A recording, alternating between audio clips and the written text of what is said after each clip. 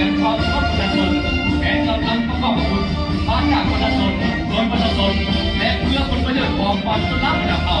จะมีภายใต้การชี้นำนำทางเด็ดขาดโดยตรงรอบด้านของภาคประชาชนทั่วลาว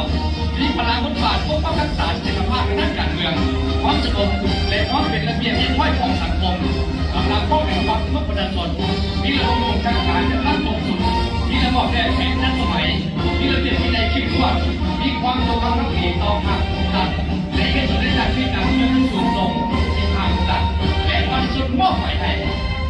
ขอกำลังตำรวจจราจรเพศหญิงกำลังตำรวจจราจรเพศหญิงเวรเราโรบิซัสคอหนึ่งกองกำลังป้องกันความสงบมีภาระบทบาทหน้าที่ปกป้องรักษาความสงบและสังคมเป็นระเบียบเรียบร้อยระบายการสัญจรและแก้ไขอุบัติเหตุตามท้องถนนเปิดทางหักใจป้องกันให้แก่ขบวนผู้แห่ผู้นำขัดขืนระบบหลักแก้ภายในและต่างประเทศที่มาเยี่ยมยามเห็นเบียเข้าร่วมบรรดากองประชุมตลอดมอดประชาชนที่เคลื่อนไหวสัญจรมาผ่านท้องถนนได้สะดวกโรงเรียนและรับประกันว่าปลอดภัย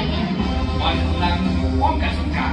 กำลังตำรวจป้องกันสงครามแม้เรามองพิสัยเฉพาะหนึ่งที่นอนอยู่ในระบบการจัดตั้งของกำลังป้องกันความสงบที่ทำการสร้างตั้งขึ้นในวันที่11 พฤศจิกายน ปี 1961อยู่ที่บ้านแขวงของพันมีพลังบทบาทเป็นศิลปิการในการพูดว่าสร้างแผนป้องกันกำลังของระดับชาติระดับสากลผู้นำภาครัฐแข่งขันสูงทั้งภายในและต่างประเทศบรรดาวิธีการสำคัญต่างๆให้มีความปลอดภัยรอบด้านก้อนกำลังกองบัญชาการป้องกันเกิดเหตุกำลังตำรวจป้องกันเกิดเหตุแม่มีต้นกำเนิดมาจากกองพัน208หรือกองบัญชาการ208และเพื่อให้สอดคล้องกับหน้าที่การเงินระยะใหม่จะได้เปลี่ยนชื่อมาเป็นกองบัญชาการป้องกันเกิดเหตุในปี